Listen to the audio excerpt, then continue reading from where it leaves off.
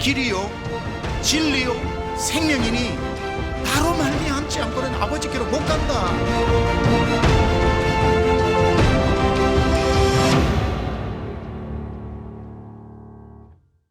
연구월 동안에 준비하던 말씀을 내려놓고 조국에서 들려오는 여러 교회에 대한 질타와 교회에 대한 여러 가지들 이야기 들으면서 하나님 앞에 기도했습니다. 하나님, 어떤 설교를 해야 될까요?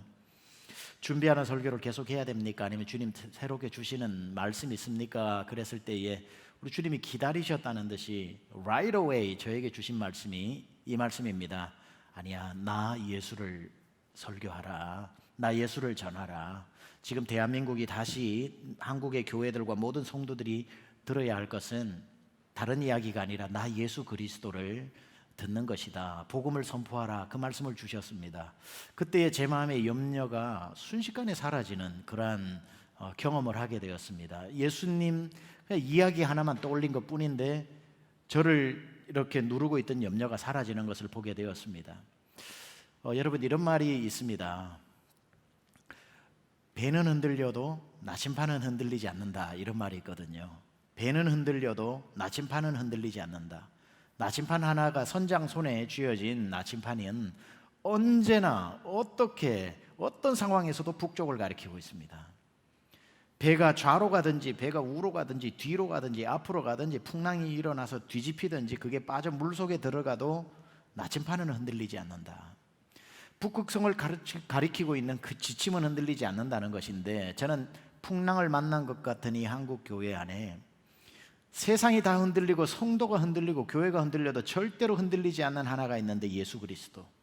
우리가 바라봐야 될 영원한 북극성, 언제나 천상을 향해 천국을 향해 있는 예수 그리스도, 바로 그 예수님은 흔들린 적이 없었기 때문에 배를 붙잡을 게 아니라 나침판을 붙잡아야 되는 것이고, 예수님께서 하신 말씀처럼 내가 곧 길이요 진리요 생명이니 나로 말미암지 않고는 아버지께로 올 자가 없느니라 라고 말씀하신 우리의 길 되신 주님, 우리의 진리 되신 주님, 우리의 생명 되신 주님, 흔들리지 않는 예수님 앞에 우리가 다시 제자리를 찾고 돌아와야 되는 것 아닌가. 그리고 그분 앞에 무릎을 꿇고 이렇게 물어야 되는 거죠. 주여, 어디로 가야 합니까? 쿠아바디스 도미네, 어디로 가야 합니까? 어디로 가시나이까 였지만, 주여, 내가 무엇을 하여야 됩니까? What shall I do? 내가 무엇을 하여야 됩니까? 라는 우리 인생에 가진 많은 질문들을 이제 주님 앞에, 다른 데서 묻지 말고, 백과사전 열지 말고, 위키피디아 먼저 열지 말고 예수님 앞에 무릎을 꿇고 물어야 되는 겁니다. 주여, 내가 무엇을 하여야 합니까? 어떻게 해야 영생을 얻을 수 있습니까? 어떻게 해야 잘 사는 것입니까?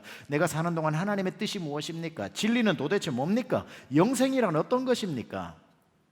사람이 살고 죽는 것은 무엇입니까? 죽고 난 뒤에는 무슨 일이 일어납니까? 왜 악한 사람이 번성을 하고 선한 사람이 고통을 받습니까?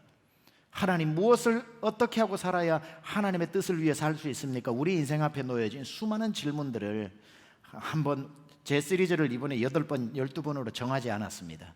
우리의 질문이 끝나지 않을 때까지 계속 이 시리즈를 가지고 집요하게 하나님의 말씀을 가지고 한번 여러분 청년들에게 소개해 보려고 합니다. 그래서 시리즈 제목이 좀 멋있어요. 예수님께 길을 묻다. Asking Jesus the way. 예수님께 길을 묻다. Asking Jesus the way. 예수님 앞에 길을 묻는 것. 다른 데서 길을 묻는 게 아니라 영원한, 세상이 흔들려도 흔들리지 않는 나침판과도 같은. 여러분들이 길을 잃어버렸을 때 감정 따라 길 찾는 사람 없지요? 표지판 따라 길 찾죠. 감정 가지고 우리의 인생은 길을 잃어버리게 되지만, 이게 왼쪽이 어딘지 오른쪽이 어딘지, 내가 앞으로 가고 있는지, 여러분이 부산을 운전해서 내려가다가도 갑자기 정신을 이렇게 놓치고 보면은 내가 서울로 다시 올라가고 있는 건지 부산 제대로 내려가고 있는 건지 헷갈릴 때가 있습니다. 운전해 본 사람은 알아요. 한참 하다 보면은 이게 서울로 가는 길인지 부산으로 가는 길인지 길이 똑같이 생겨가지고 어느 방향인지 모를 때에 꼭 서울로 다시 가고 있는 것 같아서 유턴해야 될 것 같은 기분이 들 때 유턴하는 사람은 없습니다. 왜냐하면 길은 감정 따라가는 게 아니라 표지판 따라가기 때문에. 유턴하려다가 보니까 부산 250km 이렇게 적혀 있는 거예요. 그러면은 표지판 따라가는 것처럼 우리 인생은 감정 따라 사는 게 아니라 길이요 진리요 생명 대신 예수 따라 사는 겁니다. 그래서 우리는 asking Jesus the way, 그 길을 예수님께 묻는 것이 중요하다라는 겁니다. 오늘 시대 21세기를 살아가고 있는 이때를, 성경의 시대를 제가 한번 어느 시대와 가장 흡사한가를 찾아보니까 구약의 사사시대와 닮아있다 이렇게 생각이 듭니다. 사사시대를 통칭해서 요약한 한 구절이 나오는데 사사기 21장 25절인데요 같이 한번 읽어볼까요? 시작. 그때에 이스라엘에 왕이 없으므로 사람이 각기 자기 소견에 오른 대로 행하였더라. 사사시대 때는 그 주변에 있는 나라 블레셋이나 미디안이나 다른 나라에는 왕들이 있었는데 Judges, 사사시대 때는 사사가 통치를 했고 왕이 없던 시대, 왕정국가가 아니었죠. 그래서 여기에서 이야기하는 그때 이스라엘에 왕이 없으므로 백성들이 사람들이 각기 소견에 오른 대로 행하였다라는 말은 그때 아직 다윗이 없었고 솔로몬과 같은 지혜로운 왕이 없었기 때문에 백성들이 그냥 자기들이 알아서 살았다라는 의미도 되겠지만 실제로 이 의미가 아닙니다. 여러분, 이스라엘에 왕이 없었다고 사사기 시대를 묘사하고 있는데 이거 잘못된 표현입니다. 이 말은 진짜 의미는 뭐냐면은 여러분, 이스라엘에는 사울 임금 때부터 비로소 왕이 세워진 게 아니죠. 여러분 잘 아시는 것처럼 이스라엘에는 왕이 없었던 적이 한 번도 없습니다. 시작부터 오늘에 이르기까지 이스라엘에는 항상 왕이 있었습니다. 그 왕의 이름이 뭡니까? 여호와 하나님입니다. 하나님이 왕이셨고 하나님이 왕이 아니셨던 적이 단 한 번도 없습니다. 비로소 사울이, 다윗이, 솔로몬이 생겼을 때에 왕정국가가 된 게 아니라 이스라엘에는 언제나 왕이 있었는데, 그럼 왜 사사기 시대 때는 그때에는 이스라엘에 왕이 없었다고 표현했을까? 이런 뜻입니다. 하나님을 왕으로 여기지 않았다는 겁니다. 하나님을 왕으로 인정하지 않으니까 백성들이 자기 소견에 오른 대로 행했던 겁니다. 우리 강청들 가끔씩 부모님한테 이런 소리 안 듣습니까? 부모님 속썩이면 아버지가 이런 말을 하죠. 우리 집은 아버지 없다. 아버지가 왜 없어요? 아버지가 그 얘기를 하고 계시는데. 근데 그 의미가 뭡니까? 네가 아버지로 나를 여기지 않으니까 우리 집은 아버지 없는 거로 하자 오늘부터, 이 뜻 아닙니까? 이스라엘에 왕이 없으므로 이 말은 하나님이 버젓이 왕으로 계심에도 불구하고 이스라엘의 그 누구도 하나님을 왕으로 여기지 않다 보니까 자기의 소견에 오른 대로 마음껏 살아가더라는 겁니다. 제가 오늘날 시대가 사사기를 닮았다고 그랬습니다. 오늘날에 대한민국에 예수님이 없는 것 같아요. 교회는 있고 십자가는 있고 성도는 있고 교회 오는 사람은 있고 다 있는데 언제부터인가 예수님이 안 계실 리 없지만 His omnipresence, 모든 곳에 계시지만 예수님이 대접받고 예수님이 중심되고 예수님을 예수님으로, 예수님을 왕으로 모시는 교회 성도가 점점 사라지고 있다는 것 때문에 오늘 다시 이 사사기 21장 25절을 오늘날 단어로 해석해도 전혀 어색하지 않습니다. 그때의 한국 교회에 예수가 없으므로 백성들이 자기 소견에 오른 대로 행하였더라. 그때의 한국 성도들의 가슴에 예수가 없으므로 성도들이 자기 생각에 오른 대로 행하였더라. 그때의 그들의 믿음 생활의 비즈니스에 예수가 없으므로 주인들이 그 비즈니스를 자기의 소견에 오른 대로 운영하였더라. 그때의 한국 강단에 예수가 없으므로 목사가 자기 소견에 오른 대로 설교를 하였더라. 그때 주일학교 교사의 마음에 예수가 없으므로 주일학교 교사가 자기 소견에 오른 대로 아이들을 가르치더라. 그때의 목자의 가슴에 예수가 없으므로 목자들이 자기 소견에 오른 대로 목양을 하였더라. 하나도 어색하지 않은 시대. 열심히 주일학교 교사는 아이들을 가르치고 있고 열심히 목사는 핏대를 세우면서 설교를 하고 있고 열심히 비즈니스맨, 비즈니스워먼들은 열심히 경영을 하고 있는데 뭐가 없는가? 그때에 예수가 없으므로 자기 생각대로 비즈니스를 운영하고 자기 생각대로 설교를 하고 자기 생각대로 아이들을 가르치고 자기 생각대로 목양을 하는 목자, 목사, 교사, 비즈니스맨, 워먼들이 생기더라는 겁니다. 모두 정상적으로 한국교회 아무 문제 없이 돌아가고 있는데 가만 들여다보면 예수님이 사라진 21세기의 사사시대.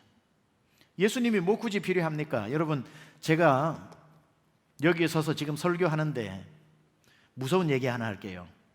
예수님 도움 없이도 설교할 수 있다는 사실. 일주일 동안 예수님께 하나도 묻지 않고 준비해가지고 설교 못할 것 같아요? 할 수 있을 것 같아요? 없을 것 같아요? 참 대답하기 애매하죠. 참 할 수 있을 것 같아 그러면 저를 무시하는 것 같고, 정말 무서운 얘기라고 그랬습니다. 할 수 있습니다. 예수님 도움 하나도 안 받고 성경책 펴놓고 본문 연구하고 엑스제지스 뭐 다 원어 팔싱 해가지고 다 할 수 있습니다. 그게 무섭다는 거예요. 예수님 없이도 일이 진행되는 게 얼마나 무섭는가. 예수님께 기도 한 번 안 하고 설교 준비할 수 있다는 게 얼마나 두려운 것인가. 여러분, 40분짜리 설교 안에 예수 이야기 하나도 하지 않아도요 40분 설교 여러분 은혜 받게 할 수 있습니다. 예수님이라는 단어 하나도 들어가지 않고도 얼마든지 여러분 눈물을 흘리게 만들 수 있는 감동적인 스토리로 여러분 다 만들어낼 수 있습니다. 그리고 하나도 의심하지 않고 목사님 오늘 설교 너무 은혜 받았어요 라는 말 꺼낼 수 있습니다. 한 20년 목회하면 그게 가능해져요. 20년 정도 하다 보면 예수 단어 한마디 쓰지 않고도 정말 여러분 착각에 빠지게 만들 수 있습니다. 은혜 엄청 받은 것처럼. 예수 없는 설교가 된다는 게, 한 20년 주일학교 선생님 하면요 공과 공부 주중에 준비하는 선생님 별로 없습니다. 없지는 않겠지만 우리 교회 교사들은 훌륭해가지고 다 주중에 준비하지만 한 20년 정도 하면요 공과 시작하는 시간에 열어가지고도 1시간 너끈히 아이들 가르칩니다. 아무 문제 없어요. 무서운 얘기가 뭔 줄 아세요? 교사 예수 안 믿고도 공과 공부 가르칠 수 있다는 게 문제입니다. 능수능란하게 가르칠 수 있습니다. 1년 동안 그 선생님 밑에 있었던 아이들이 우리 선생님이 예수 안 믿는다는 거 전혀 눈치 못 채게 만들 수 있는 초능력을 가진 교사들이 많아요. 그래서 문제인 겁니다. 비즈니스를 하는데 한 30년 하다 보면요 예수님이 가르쳐 주는 것보다 훨씬 내가 아는 게 많은 것 같아서 예수님 없이도 비즈니스를 굴릴 수 있는 노하우가 생긴다는 것. 그러나 그 지점이 가장 무서운 지점이라는 것. 예수님 없이도 일이 될 때, 예수님 없이도 아무 문제가 없을 때, 그때 예수님이 우리의 삶에 사라져 버리는 겁니다. 왜? 예수님이 필요 없기 때문에. 예수님 없이도 무슨 일을 할 때에 드디어 예수님이 사라지게 되는 가장 무서운 시간을 만나게 되는 거지요. 한국 교회에 예수가 없으므로 백성들이, 목사들이, 교사들이, 목자들이 다 자기 소견에 옳은 대로 행하는 21세기 사사의 비극의 시대가 시작되는 겁니다.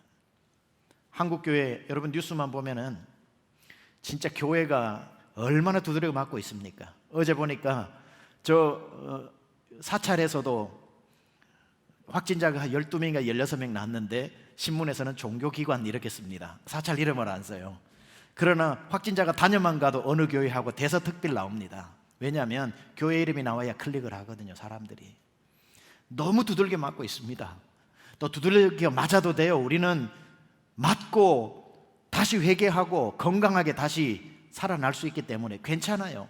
패면 맞고. 그러나 지금 한국 교회가 풍랑을 만난 것 같은 건 확실한 것 같아요. 휘청휘청거리는 거 다 동의하지 않습니까? 전체적으로 보면 코로나라고 하는 바람이 불어오고 그 바람이 만들어낸 매서운 파도가 교회를 때리기 시작합니다. 매일매일 어렵습니다. 목사로 살아간다는 것, 제가 하나님 앞에 미국에서도 기도했습니다. 하나님, 왜 이때 한국에 부임하게 하셨습니까? 왜 하필 저를 이때 부르셨습니까? 이렇게 기도를 하니까 주님이 뭐라고 또 응답을 하시냐면 이때기 때문에 보냈다 그러시더라고요. 무슨 말을 합니까? 주님하고 말싸움을 하지 마세요. 집니다. 항상 집니다. 주여, 왜 하필 이때 한국으로 저를 부임하게 하셨습니까? 하니 주님께서 이때니까 보냈다고 하시는데 무슨 말을 하겠습니까? 주께서 필요해서 보내셨기 때문에 아무 불만은 없습니다. 한국교회 지금 풍랑을 만났는데 교회를 향한 따가운 시선, 우려, 원망, 염려, 손가락질, 이 중에 우리 청년들 찬양한다고 몇 명 나와 있는데 우리 강청들 지금 영상을 보고 있는데 지금 당장 나가가지고 사거리에서 나 예수 믿습니다 자신 있게 말할 수 있는 사람 몇 명 있습니까? 점점 우리가 예수님 믿는 걸 자랑하기 힘든 그러한 애매한 고난 가운데 우리가 있죠. 풍랑을 한국교회에 만난 건 분명한데 더 중요한 건 이 풍랑을 이겨낼 수 있을까? 어떨 것 같아요 여러분? 우리 한국교회 이 풍랑 이겨낼 수 있을 것 같습니까? 성도들 이 풍랑 뚫고 호수 건너편으로 갈 수 있을 것 같습니까? 저는 확실히 믿습니다. 갈 수 있다고. 갈 수 있습니다. 어떻게 가느냐 설명드리겠습니다. 오늘 본문에 그 해답이 나오고 있어요. 오늘 본문에도 오늘날 교회의 구원의 방주, 배죠. 교회와 기독교를 상징하는 거룻배 하나가 나옵니다. 12제자들이 타고 있는 배입니다. 예수님을 태운 이 배가 갈릴리 호수 10km 되는 반경을 지나가고 있다가 풍랑을 만나게 됩니다. 아이고 뭐 호수에 깊이 210m밖에 되지 않는 그 호수에 풍랑이 일어봐야 얼마나 일겠냐고요. 갈릴리 호수 몰라서 그렇습니다. 헐몬산에서 내려오는 그 만년설이 뒤덮인 거기에서 내려오는 차가운 헐몬산의 강줄기가 그 담수호인 갈릴리 호수와 만나게 되면 온도차 때문에 거기에서 이 폭풍과 풍랑이 호수라고 믿기지 않을 정도로 굉장히 세차게 일어납니다. 그러나 이 12제자가 누굽니까? 어릴 적부터 어부로서 갈릴리 호수에서 바다라고 불렸지요. 잔뼈가 굵었기 때문에 웬만한 풍랑에는 눈 하나 까딱하지 않습니다. 늘 있어왔던 일, 여느 때처럼 초저녁에 배를 몰고 호수 건너편 거라사 지역으로 가는 중이었습니다. 바람이 불어오니까 어부 출신이 아닌 제자들이 야, 어떡하냐 하는데 베드로가 호기 좋게 이야기합니다. 걱정하지 마라. million times 난 이런 거 경험했다. 걱정하지 마라. 이거 아무것도 아니다. 이 호수 건너편으로 가게 되어 있다. 그렇게 소리를 쳤는데 좀 이상해요. 바람이 옛날 같지 않아. 거세지기 시작을 하는데 이거 간만에 만나는 바람인데 웬일입니까? 이 바람이 갑자기 파도를 만지기 시작해서 일렁이기 시작해서 이 파도를 들어가지고 배를 때리기 시작합니다. 때리다 못해 배가 부서지면서 배 안으로 물이 들어오기 시작을 하는데 배가 멀쩡하고 물만 들어오면 퍼내면 되는데 오늘 본문에 보니까 이 파도가 배에 부딪혀 물이 들어왔다고 하니까 배도 깨버리고 배 안으로 물도 들어왔으니 아무리 베테랑 이 베드로라고 해도 당황할 수밖에 없습니다. 그의 형제, 사촌 베드로, 야고보, 요한, 안드레 다 이렇게 노력을 해도 이 배를 도무지 들어오는 물을 퍼내는 속도가 못 따라갑니다. 그러니 계속 물은 배 안으로 들어오고 배는 부서져서 가라앉는데 점점 팔에 힘은 빠지기 시작하니 이제 물을 퍼낼 수도 없어서 어디 결론에 다다르게 되냐면 우리 힘으로는 절대 이 문제를 해결할 수 없다는 지점에 다다르게 됩니다. 한국교회가 지금 만난 상황과 똑같습니다. 한국교회 지금 일어나고 있는 상황들을 가만 보니까요, 우리 힘으로는 안 될 것 같아요. 목사가 아무리 정신 차린다고도 안 되고 성도들이 아무리 밖으로 나가서 우리 입장을 대변한다고 되는 것 같지도 않고 지금 우리 힘으로는 이 코로나도 마찬가지고 코로나가 만들어낸 교회를 향해 불어오는 바람도 멈추기는 어려운 것 같습니다. 코로나라고 하는 바람이 냉소라는 파도를 일으켜 교회를 때리기 시작하지 않습니까?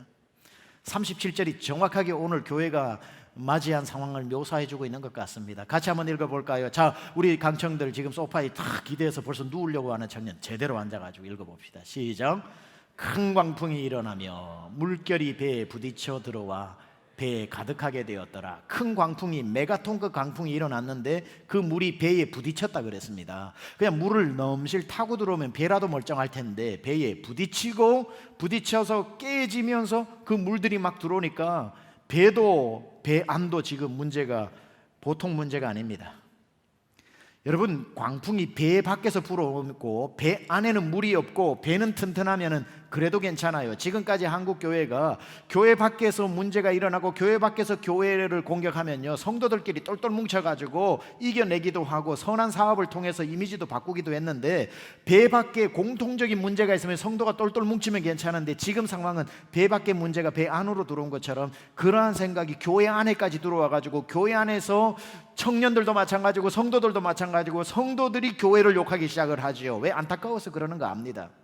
그리고는 성도들끼리 배 안에서 야고보와 요한이 싸우듯이 베드로와 안드레가 싸우듯이 지금 교회 안에서 성도들끼리 네 입장이 맞고 이 입장이 맞고 이 정치적 견해가 맞고 저 정치적 견해가 맞고 교회가 코로나 앞에서 이런 행동을 보여야 되고 저런 행동을 보여야 되고 지금 교회 밖에서 싸우는 게 아니라 성도들끼리 싸웁니다. 문제가 교회 안으로 밀려 들어왔어요. 그리고는 지금 교회 안에 교회가 막 깨어질 정도로 교회가 지금 좌초되고 있는 듯한 느낌. 이 바람을 우리의 힘으로 이길 수 없는 배 안의 문제가 심각해졌다는 겁니다. 다시 질문합니다. 이 배는 과연 무사히 그 밤을 지나 호수 건너편으로 갈 수 있을까요? 다시 질문합니다. 한국 교회는 무사하게 목적지에 다다를 수 있을까요? 답변 드립니다. 그럼요. 갈 수 있습니다. 이 배는 그럼에도 불구하고 갑니다. 틀림없이 목적지에 도착합니다. 교회, 우리가 생각하는 것만큼 만만하지 않습니다. 약하지 않습니다. 이빨은 다 빠져도 혀는 그대로 있듯이 교회를 짓밟아도 교회는 다시 한번 회개하고 자정하고 하나님 앞에 통곡하고 부르짖고 우리를 살려달라고 하나님 앞에 기도하고 다시 태어날 겁니다. 기독교는 부활의 종교입니다.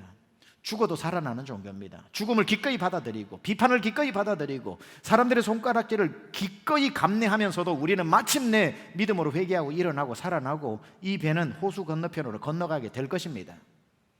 여러분이 아무리 교회가 힘들어도 청년 때에 예수 그리스도의 몸된 교회, 여러분의 영혼의 집인 교회를 여러분의 부모님이 아무리 잘못해도 여러분 나가서 여러분 부모님 욕 안 하죠. 똑같은 겁니다. 교회를 사랑하는 마음, 교회를 향해 예수님이 예루살렘아 예루살렘아 하고 우셨던 그 마음을 우리 마음에 가져야 되는 겁니다. 그리고 하나님 우리 교회를 사용해달라는 간절히 기도할 때이지, 나는 아니라고 뒤로 한 발 쭉 빼가지고 교회가 그래서 문제야라고 하는 그 교회 안에 내가 엄연히 들어가 있다는 사실을 기억해야 됩니다. 오늘 본문에 이 풍랑 만난 배가 어떻게 강 건너로 무사히 갈 수 있었을까? 중요한 해답이 여기에 나옵니다. 풍랑을 만나 죽을 위기에 놓인 제자들에게 그때야 비로소 눈에 딱 들어오는 분이 있었는데 누구죠? 주무시고 계시는 예수님입니다. 여러분, 예수님이 보이기 시작하면 살 길이 열리는 거예요. 지금까지는 예수님이 계셔도 풍랑만 보였거든요. 지금까지는 예수님이 계셔도 서로 물을 퍼내는 서로 힘없는 사람들, 자기들끼리 얼굴만 보였거든요. 그러다가 이 배가 가라앉게 생겼고 자기 힘으로 도저히 할 수 없는 그 지점에 당도하자 인간의 절망의 끝에 예수 그리스도의 소망이 시작인 거죠. 아무것도 할 수 없을 때 비로소 그때야, 그때 등장하신 게 아니에요. 그때까지 여전히 자기 옆에 계셨던, 그러나 보이지 않았던 예수님이 어떻게 비로소 보이기 시작하는 것. 여러분이 어떤 문제를 만나도 예수님이 보이기 시작하면 해답이 열리는 겁니다. 교회가 아무리 힘들어져도 한국 교회 안에 전문성이 높아지고 예수님 도움 없이도 설교할 수 있고, 예수님 도움 없이도 가르칠 수 있었고, 예수님 도움 없이도 목양할 수 있었고, 예수님 도움 없이도 선교할 수 있었고, 예수님 도움 없이도 교회 사역 얼마든지 할 수 있어서 예수님 없이도 하느라 예수님 없는 교회가 되어버린 한국 교회에 다시 예수님 아니고는 안 된다고 예수님이 보이기 시작하는 순간 회복이 시작되는 것이고, 예수님 없이도 할 수 있다 해서 예수님이 하실 일이 하나도 없어서 그저 주무시는 것 외에는 할 일이 없는 한국교회에 우리가 예수님을 흔들어 깨우면서 예수님 없이는 안 되겠습니다라고 흔들어 깨우는 순간 살 길이 열리는 겁니다. 저는 오늘 제자들이 가장 잘했던 게 주무시는 예수님 흔들어 깨운 거라고 생각합니다. 예수님 붙잡고 우리 힘으로 안 됩니다. Not by my power, but by the power of the Holy Spirit. 주님의 힘이 아니고는 할 수 없다는 그 지점에 당도했을 때에 이 배는 무사히 호수 건너편으로 갈 힘을 얻게 되는 겁니다. 물론 여러분 한번 생각해 보세요. 이 설교에 가장 많이 적용하고 설교하는 거는 오늘 저 같은 설교가 아닙니다. 사실은 가장 제자들이 아이디어를 했던 거는 이래야 맞는 겁니다. 제자들이 물을 막 퍼내다가 죽게 되었다 하다가 예수님을 문득 봤더니만 예수님이 고물을 베고 평안히 주무시더라라는 걸 보고 어떻게 해야 돼요? 예수님 평안한 것 보니까 우리도 평안함을 가져야 되겠다 하고 이내 마음이 평안하여졌더라, 이러면 얼마나 좋겠어요, 오늘 본문이. 아니면 하다못해 35절에 나오는 것처럼 예수님께서 배를 띄울 때 뭐라고 말씀하셨어요? 호수 건너편으로 건너가자 그러셨죠. 그러면은 제자들이 막 물을 퍼내다가 죽는 거 아니야 하다가 참, 예수님이 아까 호수 건너편으로 가자고 말씀하셨지, 예수님 한 말씀이면 이루어진 거나 다름없으니까 풍랑이 와도 배가 부서져도 예수님이 건너가자 그랬으면 이 배는 건너가는 거지 하고 걱정 안 했더라, 이러면 얼마나 좋겠어요. 사실 이게 가장 아름다운 해석입니다만은 이건요 너무 이상적인 해석이에요. 사실은 그 해석은 너무너무 아이디얼해서 현실감이 없어. 그래서 저는 그렇게 우선 해석하고 싶지 않은 거예요. 왜냐하면 예수님 평안하시니까 나도 평안해야지 하고 예수님 안 깨우는 게 아니라 이때 제자들이 할 수 있는 최고의 일은 예수님 흔들어 깨워야 됩니다. 왠 줄 아세요? 마음에 이는 풍랑이야 예수님 보고 난 뒤에 내 마음의 풍랑을 잠재울 수 있겠지만, 지금 이 제자들은 관념적인 것과 싸우고 있는 게 아니라 현실적인 것과 싸우고 있잖아요. 예를 들면 지금 물이 막 배 안으로 들어와 가지고 만지면 차가워. 기억나죠? 타이타닉 보신 분 있습니까? 마지막에 타이타닉 그 여성이 쫙 하고 이야기하던 그 명화를 봐야 돼. 거기에 다 얼어서 죽잖아요. 그 차가운 물들이 들어와 가지고 자기들을 삼키려고 할 때에 예수님 평안하시네, 나도 평안해야지 라고 한다고 이 물이 스르륵 사라지냐는 거예요. 내 마음에 일렁이는 풍랑이 잠재워지면서 지는 순간 깨진 이 배의 조각이 막 자기 자리를 찾냐는 거예요. 아니잖아요. 이것은 내 마음의 평안을 찾는 시간이 아니라 진짜 들어온 현실적인 이 물을 몰아내고 깨진 배를 고치고 불어오는 풍랑을 잠재워야 되는 관념적인 게 아니라 실제적인 문제를 지금 제자들이 해결해야 되는 거는 예수님 보고 내 마음의 평화를 찾는 정도 가지고는 안 되는 거예요. 진짜 불어닥친 문제를 해결해야 되는 것. 마음의 풍랑 정도야 예수님 바라보면서 마음 안심시키면 되지만 내 마음이 안심됐다고 이 물이 사라지냐는 거예요. 그게 아니지. 그러니까 이 물의 문제를 해결해야 되는 것. 그 방법은 그저 내 마음의 평안을 찾는 게 아니라 예수님 흔들어 깨우는 거. 예수님만이 깨어나셔서 이 문제를 수습할 수 있다는 것을 알고 적극적으로 예수님을 깨운 이 행동은 제자들이 너무나도 잘한 일입니다. 저는 우리 한국교회가 제자들이 이 모습을 배워야 된다고 생각해요. 여러분, 한국교회 안에 예수님이 안 계시지는 않지만 어느 교회들 예수님이 안 계시며 어느 여기 지금 청년들 이 영상을 앉아서 예배드리는 청년들 가슴에 예수님 없는 사람이 어디 있습니까? 예수 믿는 사람 가슴에 예수님 계시지. 문제는 예수님이 주무시고 계시는 게 문제 아닙니까? 한국교회 안에 예수님이 주무시고 계신단 말이죠. 아까 말했습니다. 왜 한국교회 안에 예수님이 엄연히 계신데 왜 예수님이 주무시고 계실까? 왜냐하면 아무도 예수님께 부탁을 안 하니까, 아무도 예수님을 의지하지 않으니까, 아무도 예수님 좀 도와달라고 그분께 나아가 무릎 꿇고 부탁하지 않으니까. 여러분, 사람은요 평안할 때 예수님 안 찾아요. 아까 말씀드렸잖아요. 교회에 지금 한국교회는 예수님 없이도 아무 문제 없이 돌아갑니다. 그래서 예수님 안 찾는 거예요. 그래서 가장 위험한 일이 닥치고야 말았던 거죠. 예수 없이도 돌아가는 평안한 이 순간을 누리다 보니까 예수님이 없어지니까 진짜 위기가 오니까 우리는 아무것도 할 수 없는 거예요. 진짜 복된 인생이 어떤 인생인 줄 아세요? 좀 힘들지만 예수님 안 도와주고는 살 수 없는 인생이 가장 행복한 인생입니다. 우리 한국교회에 삼천리 반도강산 방방곡곡에 성령의 바람이 불어올 때는 언제인 줄 아세요? 예수님 아니고는 안 된다고 40일씩 철회하면서 교회들이 울부짖으면서 기도하고 난 뒤에 전도도 하고 선교도 했던 그때, 돈도 없고 사람도 없고 인력도 없고 아무것도 재능도 없고 노하우도 없는 그때에 예수님 외에는 방법이 없을 때에 40일씩 기도했던 그때는 오히려 성령의 바람이 불어왔는데, 이제는 예수님 굳이 안 도와주셔도 선교할 수 있고 전도할 수 있고 교회 일을 할 수 있고, 그래서 예수님 의지하지 않을 때에 일은 정말 깔끔하고 멋지게 되는데 성령의 바람이 안 불어와. 그러니 위험한 겁니다. 여러분의 인생도 마찬가지입니다. 진짜 복된 인생은 언제냐면은 예수님 밖에 없을 때입니다.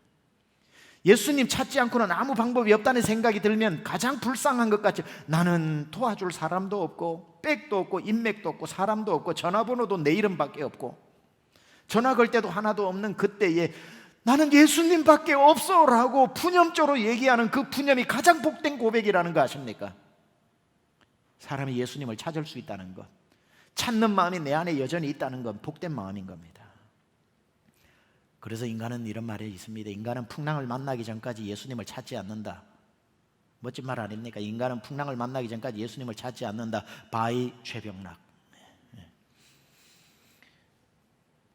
제자들이 평안할 때 초저녁에는 예수님 계신 줄도 모르고 가다가 풍랑을 만나가지고 죽도록 고생하니까 뭐가 보여요? 비로소 예수님이 보이더라. 비로소 보이더라. 지금 한국교회가 해야 될 가장 중요한 일입니다. 예수님을 흔들어 깨워 예수님 앞에 무릎 꿇고 싹싹 빌어야 되는 겁니다. 예수님, 우리가 잘못했습니다. 예수님 없이도 할 수 있는 줄 알았습니다. 예수님 안 도와주셔도 교회에 아무 문제 없는 줄 알았습니다. 예수님의 능력을 힘입지 않고 설교하는데 아무 문제 없는 줄 알았습니다. 저는 성도들이 은혜 받았기에 그렇게 설교하면 되는 줄 알았습니다. 예수님 의지하지 않고 아이들 가르쳐도 되는 줄 알았습니다. 예수님 앞에 주님 나와 함께 이 단에 서지 않으면 찬양 한 장 부르지 않겠습니다라고 하지 않고 내가 늘 아는 찬양, 늘 아는 코드, 늘 아는 반주로 하면 되는 줄 알았습니다. 목장 그냥 늘 하던 대로 하면 되는 줄 알았습니다. 근데 안 됩니다. 싹싹 빌어야 됩니다. 주님 흔들어 깨워서 예수님이 하시지 않고는 안 되네요. 예수님 없이는 찬양 한 장도 못 부르겠네요. 예수님 없이는 말씀 한 구절 못 전하겠네요. 예수님 없이는 아이 눈동자도 못 쳐다보겠네요. 예수님 없이는 안 됩니다. 우리 강청이요, 여러분 안에 잠자고 있는 예수님을 흔들어 깨워 예수님 앞에 무릎 꿇어야 됩니다. 여러분 인생의 보좌를 내어드려야 됩니다. 여러분 힘으로 살아봐야 결론이 뻔합니다. 우리 한국교회가 지금 가장 시급하게 해야 되는 게, 목사는 교회의 보좌에서 내려와 이 보좌에 예수님을 앉히고 목사는 예수님 앞에 무릎 꿇고 빌면서 예수님 통치해 주십시오. 예수님 우리 교회를 다스려 주십시오. 이곳에 오셔서 이곳에 앉으소서, 이곳에서 드리는 예배를 받으소서. 가정에 있는 부모는 가정의 가장이라고 가장의 자리에 앉아가지고 에헴하고 있으면 안 되고, 엄마 아빠는 그 보좌에서 내려와 그 보좌에 예수님을 앉히고 엄마 아빠는 무릎 꿇고 예수님을 예배하는 모습을 보여줄 때 가정은 안전한 겁니다. 비즈니스를 할 때의 주인들, 우리 강청들도 비즈니스 하는 청년들 많지요. 비즈니스의 오너 자리에서 당장 내려오고 오너의 자리에 예수님을 흔들어 깨워 앉히고 난 뒤에 You are my owner, I am a CEO. 나는 월급쟁이 사장입니다. 분명히 고백해야 되는 겁니다. 주인의 자리에서 내려오지 않으면 그 여러분의 가정과 여러분의 인생의 배는 절대로 호수 건너편으로 못 건너갑니다. 예수님께 맡겨 드려야 되는데, 예수님께 여러분이 내어 드리려면 예수님을 흔들어 깨워야 되는 거죠. 예수님 자리에 앉으면 안 되죠. 우스갯소리입니다. 어떤 집사님이 천국을 가니까 예수님이 보좌에서 뛰어나와서 동구박까지 나와가지고 얼상 하나 주더랍니다. 참 훌륭한 집사님인가 봅니다. 장로님이 갔는데 보니까 이제 예수님이 마당까지 나와가지고 안아주면서 수고했다 그러더랍니다. 목사님이 가니까 예수님이 앉아가지고 왔냐 이러더래요. 아유, 목사님이 서운해가지고 왜 집사는 저 동구박까지 나오고 장로는 저 마당까지 나오는데 나는 앉아서 맞이해 줍니까? 하니 예수님이 이렇게 말씀하셨대지요. 목사는 내가 일어나는 순간 내 자리에 앉더라. 그래가지고 내가 일어날 수가 없다. 참 목사로서 이 조커를 하는 게 참 겸연쩍기는 합니다만은 That's true. 사실입니다. 교회의 보좌에 목사가 앉고 기업의 사장이 앉고 가정에 엄마 아빠가 주인되어 앉아있는 가정을 예수님이 왜 다스려 주셔야 하죠? 우리 교회를 예수님이 왜 돌봐주셔야 하죠? 주인도 아닌 예수님이 왜 우리 교회를 책임져 주셔야 하죠? 여러분 인생의 주인의 자리에 여러분이 앉아있는 그 인생을 예수님이 왜 주인처럼 책임져 주셔야 하죠? 그럴 이유 하나도 없는 겁니다. 예수님이 딱 주무시기 좋은 환경 만들지 마세요. 예수님 흔들어 예수님 아니고는 안 된다고 보채세요. 바지끄댕이라도 잡으세요. 예수님 깨어나서 예수님 아니고는 내 인생 한 발짝도 노를 저 갈 수 없다고 떼쓰세요. 예수님이 다스리면 되는 겁니다. 한국 교회가 너무 예수님을 뒷방 공장에 저 안방에 주무셔도 될 만큼 예수님을 찾지 않고 우리끼리 해보려고 하다가 이 지경에 오게 된 것 아니겠습니까? 지금 한국 교회의 신앙에 반쪽짜리 믿음이 뭔 줄 아세요? 내 안에 들어오신 예수님은 나를 정녕 떠나지 않는다는 믿음이 있습니다. 맞죠? 아멘입니다. 절대로 떠나지 않습니다. 왜냐하면 내가 불러드린 게 아니라 예수님이 찾아오셨는데 예수님이 왜 가셔요? 내가 선택한 게 아니라 예수님이 날 선택하셨으니 예수님이 선택하실 때 내가 의인 중에 선택한 게 아니라 죄인 중에 선택했는데 내가 죄 짓는 거 보고 실망해서 가실 리가 없죠.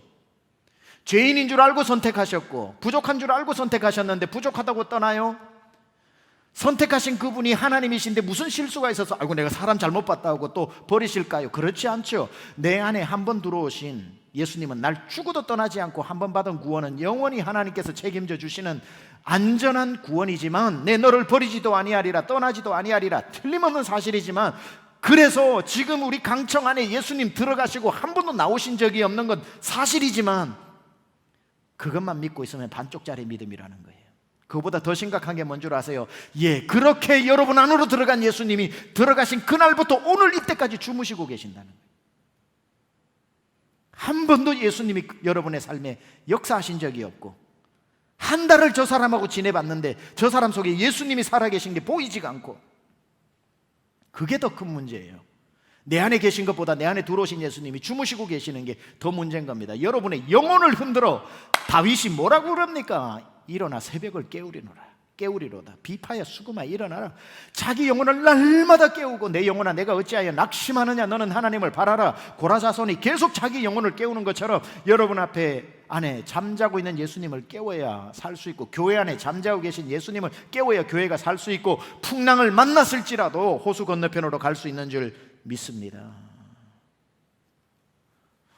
예수님이 깨어나야 다스리지 않겠습니까? 여러분, 지금 우리 청년들의 참 불안하기 이를 데 없는, 참 우리 청년들이 불쌍해요. 왜냐하면 가장 많은 결정을 해야 되는 때에 코로나를 만났기 때문에 취업을 할 수가 있나, 취업을 했는데 오라 그러기를 하나, 학교를 갈 수가 있나. 저희 아들 12학년 SAT 수능을 봐야 되는데 3월 달부터 밀리기 시작해서 수능이 다 캔슬 돼가지고 대입시험을 못 봐. 수요일 화목한 가정인가 저희 집사람이 기도 제목 올렸던데 SAT 한 번이라도 보게 해주세요 했다가 너무 그것도 욕심인가 싶어 뒤에 또 붙였대요. 그러나 혹시 못 볼지라도 하나님이 책임지실 줄 믿다고. 이 심정입니다. 여러분, 고3 자녀를 둔 부모가 애 수능을 못 본다고 생각하는 것은 만만치 않은 긴장감입니다. 그러나 이건 뭐 저희 아들 영광의 이야기가 아니죠. 지금 전 세계 이야기죠. 그러니 그때로부터 지금 청년이 가장 인생의 좌표를 만들어야 되는 중요한 디시전 메이킹을 해야 되는 타이밍에 아무것도 할 수 없이 멈추어져 있는 여러분의 고충은 참 안타깝습니다. 이때에 여러분이 뭘 해야 됩니까? 여러분 안에 잠자고 계신 예수님을 흔들어 깨우는, 내 힘으로 안 되는 걸 인정하고 예수님이 해달라고 예수님께 주도권을 내어드리고, 여러분이 지금 온라인으로 예배 드린다고 영이 자꾸 침체될 때 예수님도 여러분 안에서 주무시게 만들어서는 안 되는 거죠. 이 얘기를 하고 좀 마무리할게요. 요한계시록 1장에 보면 예수님께서 주무시고 계시지 않고 7 금초대 사이를 운행하고 계시잖아요. 여러분, 절대로 여러분의 가정에, 여러분의 삶의 현장에 예수님을 주무시게 하지 말고 살아서 예수님이 깨어 운행하게 하시는 게 중요한 겁니다. 주 여기 운행하시네, You are here moving in this place, I worship you and I worship you. You're moving in this place. 예수님이 You are sleeping in this place. 말도 안 되네. No. He's moving. You're moving in this place. 주님이 운행하시네. 7 금초대사 7 교회를 상징합니다. 예수님께서 어떻게 묘사가 되어 있어요? 그의 옷은 발에 끌리고 예수님이 하나님으로 상징되어진 권위를 이야기하는 겁니다. 그의 가슴에는 금띠를 띠고, 금은 왕을 상징합니다. 왕 대신 예수님이 깨어 지키신다는 거예요. 주무시지 않고 깨어 지키시고, 그의 머리털은 희기가 양털과 같고 흰눈과도 같고 무흠하신 죄 없으신 예수님을 상징합니다.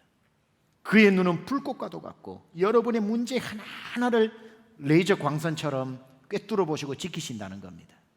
그의 음성은 많은 물소리와 같고 천군 천사 호령하는 만군의 왕 대신 주님의 모든 군대의 왕 대신 주님을 선포하는 겁니다. 그의 오른손에는 7 표를 잡고 교회의 리더들을 이야기하는 겁니다. 그의 발은 풀무에 단련한 빛난 주석과도 같아 꿈쩍하지 않는 만세반석과도 같은 진리를 이야기하는 겁니다. 그의 얼굴은 해같이 빛난다라고 했을 때에 길 잃어버린 백성에게 해처럼 비추어 갈 길을 비추어 주신다는 것이고, 그의 음성에서 나오는 것은 좌우의 날선 검과 같다고 그래서 하나님의 말씀으로 원수 마귀를 대적하며 그 풍랑을 잠재우신다는 뜻입니다. 누가요? 예수님이. 근데 이 예수님을 잠을 재워요? 이 예수님을 주무시게 놔둬요? 주님 흔들어 깨워 주여 우리가 죽게 된 것을 돌아보지 아니하시나이까? 주님 우리 삶 가운데 운행하시옵소서. 우리 강청 사이에서 운행하시옵소서. 하나님, 우리 강청에 가는 길 위에 주님 주무시면 우리 강청들 인생의 항해를 마칠 수 없습니다. 주님 운행하시옵소서. 그 빛난 주석과도 같은 하나님 그 든든한 발로 금태를 두르신 그분의 하나님 왕의 위엄을 가지고 그 칼을 가진 검으로 말씀의 능력으로 나의 인생을 운행하여 주시옵소서. 그때에 예수님께서 흔들어 깨웠을 때 일어나셔서 뭐라고 이야기합니까? 39절에 예수께서 깨어 바람을 꾸짖으시며 바다들어 이르시되 잠잠하라 고요하라 하시니 바람이 그치고 아주 잔잔하여지더라. 여러분, 이게 얼마나 중요하냐면 예수님께서 일어나셔서 여러분의 문제를 해결하실 때는 나타난 현상만 해결하시는 분이 아니라 그 문제를 만들어낸 원인까지도 해결하시는 완벽한 해결자. 자, 예수님이 꾸짖으실 때에 보세요. 바람과 바다도 잠잠하더라. 바람과 바다를 꾸짖으시더라 그랬죠. 여러분, 바다에 풍랑이 일었습니다. 풍랑을 잠재우는 것도 중요하지만 풍랑을 일으킨 원인이 뭐예요? 바람이죠. 만약에 예수님이 이 문제를 해결하실 때 바람은 그냥 불게 놔두고 풍랑만 꾸짖어 가지고 다스려서 조용히 하라 그러면은 그 무슨 소용이 있어요? 바람은 그대로면은 이 풍랑 잠재우면 또 다른 풍랑을 일으키면 되는데, 그래서 예수님은 풍랑만, 여러분 지금 당장에 시험 봐야 될 거, 여러분 당장에 취직해야 될 거, 당장에 닥친 문제를 가지고 주님 좀 도와주세요라고 해서 그 문제 해결된다고 되는 것이 아니라, 그런 문제를 가지고 온 깊은 문제의 근원까지도 주님은 풍랑을 일으킨 바람도 잠재우시는 그 능력을 가지신 분을 왜 우리가 의지하지 않아야 되냐고요. 왜 그분 앞에 무릎을 꿇고 주님 어디로 가야 합니까? 무엇을 해야 합니까? 흔들어 깨워야지요. 예수님은 절대로 현상만 고치지 않습니다. 어떤 병자가 예수님께 나왔습니다. 병의 이유가 다양하지만 그 당시에 병의 이유 중에 또 하나가 마귀가 들어가서 그 질병을 그 사람에게 오게 했으니 예수님은 그 병을 가지고 나온 사람에게 너 병이 나을지어다라고, 병만 고치면 뭐합니까? 그 사람 속에 있는 귀신이 이 병 나오면 저 병을 던져줄 텐데, 그러니까 예수님은 병을 가지고 나온 사람에게 병을 치료해 주지 아니하시고 뭐라고 하십니까? 귀신아 떠나가라라고 이야기하니까 귀신도 떠나가고 귀신이 가져왔던 병도 떠나가게 되는 것. 주님은 현상만 고치시는 분이 아니라 문제 근원까지 고치시는 분이시라는 겁니다. 왜 이 예수 앞에 우리가 의지하지 않아야 됩니까? 문제만 해결하는 것이 아니라 내 본질적으로 해결되지 않는 내 깊은 죄의 문제까지도, 이 죄를 계속 문제를 만들어내는 나의 습관까지도 주님은 근원부터 무화과 나무가 뿌리채 마른 것처럼 다 해결하실 이 예수를 왜 우리가 흔들어 깨우지 않아야 되냐 이 말입니다. 여러분, 이 말을 드립니다. 청년들이여, 아무리 여러분 힘있고 돌이라도 씹어 삼킬 수 있는 체력이 있다고 할지라도 예수의 능력을 과소평가하지 마십시오. 제자들이 풍랑이 잠잠해지고 난 뒤에 자기 입으로 41절에 이렇게 고백을 합니다. 저가 뉘기에 바람과 바다도 순종하는가? 그가 누구이기에라고 얘기합니다. 야, 제자들이 예수님 따라다니면서도 뭘 몰랐죠? 예수님을 몰랐던 겁니다. 알았겠죠? 요셉의 아들 예수. 그러나 그 예수님이 하나님이시라는 것을 모르고 있다 보니까 예수님의 능력을 의지하지 못했던 겁니다. 그러고 보니까 38절에 뭐라고 이야기하냐면 예수님 깨울 때 이런 말을 해요. 선생님이여, 우리가 죽게 된 것을 돌보지 아니하나이까. 예수님 따라다니면 뭐예요? 예수님을 랍비, 선생으로 정도밖에 모르는데, 여러분 선생 깨워가지고 무슨 바람을 잠재웁니까? 선생을 깨워가지고 귀신을 쫓아내야 되는데 선생을 깨워서 무슨 일을 할 겁니까? 여러분, 예수님의 능력을 선생 정도로, 도덕자로, 성인 정도로, 4대 종교 중에 한 사람으로 생각하지 말고, 예수님은 그 바람과 바다를 만드신 창조주요, 마귀가 공격하면 마귀의 권세를 멸하는 하늘과 땅의 권세를 가지신 통치자로 여러분 예수님을 더 깊이 아시기 바랍니다. 예수님을 알면 알수록 의지하게 됩니다. 예수님을 알면 알수록 과소평가하지 않습니다. 무슨 일을 만나도 이제 마지막으로 권면합니다. 하다 안 되어서 예수님을 그제야 떠올리는 청년 한 명도 없고, 무슨 일을 하든지 시작할 때부터 예수님을 기억하면서, 동력보다 중요한 게 동행이라고 하지 않습니까? 예수님과 동행하는 여러분 되시기를 우리 주님의 이름으로 축원합니다. 우리 찬양하겠습니다. 예수님께 길을 묻다. 예수님, 우리가 어떻게 해야 살 수 있겠나이까? 예수님을 흔들어 깨우는 우리 강청되고, 아무리 여러분 코로나 블루가 와서 힘들어도 여러분도 잠들지 말아야 하지만 여러분 안에 있는 예수님도 자꾸 그분 앞에 무릎을 꿇고 주님 도와주세요, 주님 일하시옵소서, 주님 운행하시옵소서라고 주님이 여러분의 삶에 역사하시도록 여러분 그렇게 만들어야 합니다. 그렇게 순종해야 합니다. 예수 안에 소망이 있네, 내 빛과 힘 나의 노래, 환난 중에 도우시는 주 나의 견고한 반석, 크신 사랑 크신 평화, 두려움에서 나를 건지네, 내 위로자 내 모든 것 주 사랑 안에 서리라.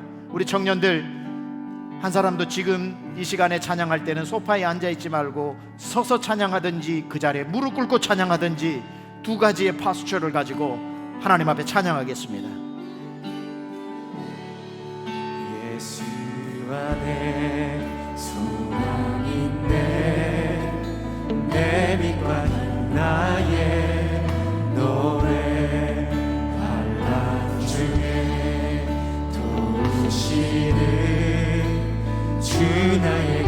수고한 반석 그 신 사랑 그 신 평화 두려움에서 날 보지네 내 위로자 내 모든 것 주 사랑 안에서 완전하신 하나님이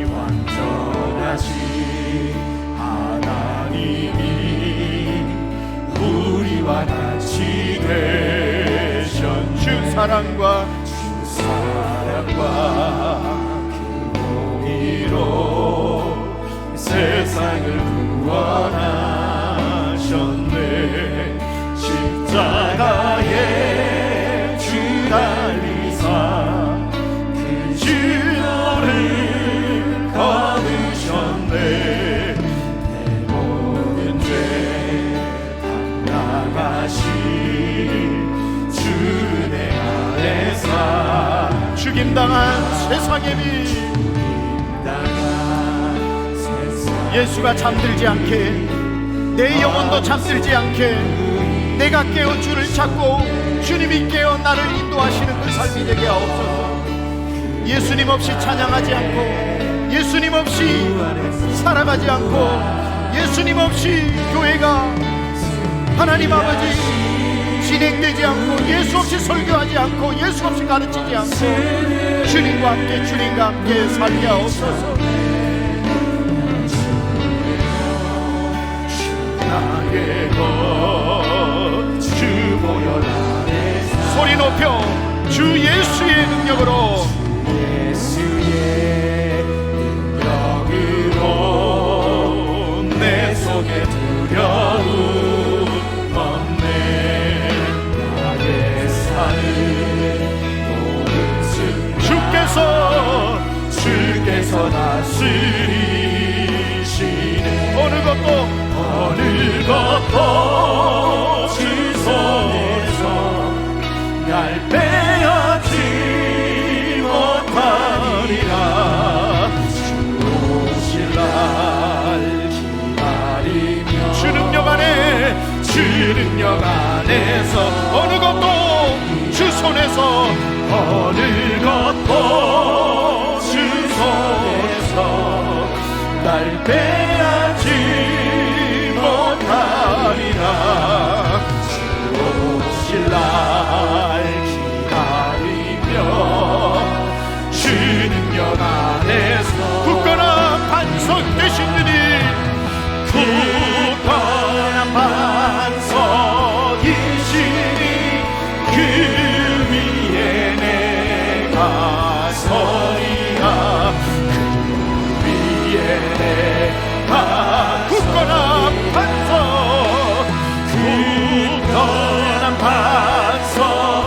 반석이시니 그 위에 내가 서리라 그 위에 내가 서리라. 여러분 지금 있는 그 현장 영상 화면 앞에 무릎 꿇고 있는 여러분에게 도전합니다. 주님 앞에 오늘 그 자리에서 이렇게 고백하세요. 하나님, 젊은 내 시절 제 힘으로 아무것도 할 수 없는 상황에 그 지점에 당도해 있습니다. 그때야 비로소 예수님이 보였던 제자들처럼 제 마음의 문을 열고 내 모든 주권을 예수님께 양보하고 내어드립니다. 주님, Not me, but you. 내가 아니라 당신입니다. 굳건한 반석 되신 주님, 예수 안에만 소망이 있고 문제뿐 아니라 문제의 근원까지도 해결할 수 있는 분은 That's you, 주님밖에 없습니다. 주님, 이제 내 삶 초라한 인생에 운행하여 주옵소서. 역사하여 주옵소서.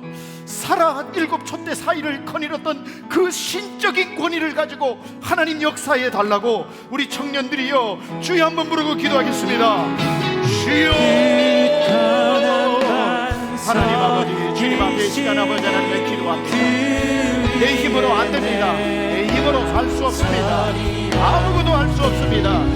주님 주님밖에 없습니다. 주를 의지하라. 주님께 운행하게 하라. 주님을 흔들어 깨우며 주님 안 되고는 안 되겠습니다. 주님 아니시고는 안 되겠습니다. 주님 없이는 아무것도 못하겠습니다. 예수 아니고는 안 됩니다. 예수님 외에는 길이 없습니다. 예수님 외에는 진리가 없습니다. 예수님 외에는 생명이 없습니다. 예수님 아니고는 안 됩니다. 예수님 아니고는 할 수 없습니다. 예수님 외에는 아무것도 할 수 없습니다. 내 인생을 주님 앞에 모든 것을 I surrender. 내가 완전히 굴복합니다. 완전히 복종합니다. 주님밖에 없습니다. 언한 반석 이시니 그 위에 내가 서리라.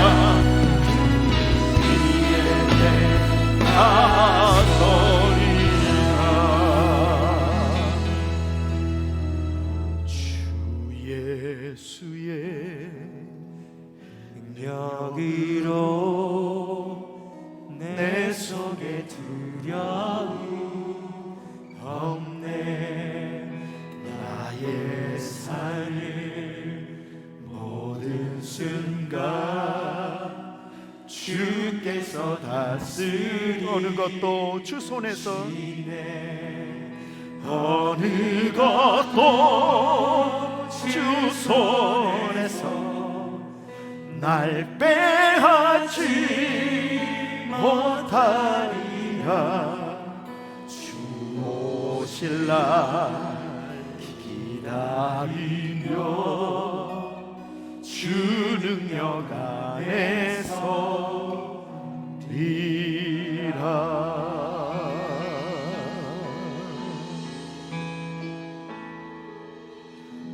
이제는 우리 주 예수 그리스도의 은혜와 하나님 아버지의 놀라우신 사랑하심과 성령님의 감화감동 내주교 통역사심이 내 힘을 의지하지 아니하고 힘의 근원 되신 오직 예수 그리스도가 살아 역사하는 삶으로 모든 주도권을 내어드리고 주님이 기꺼이 내 인생을 책임지고 다스리도록 그분 앞에 무릎 꿇고 하나님 평생 주님 의지하며 살기로 결단하고 다짐하고 은혜 받은 모든 사랑하는 강청 머리 위에 지금부터 영원토록 함께 하옵시기를 간절히 축원하옵나이다. 아멘.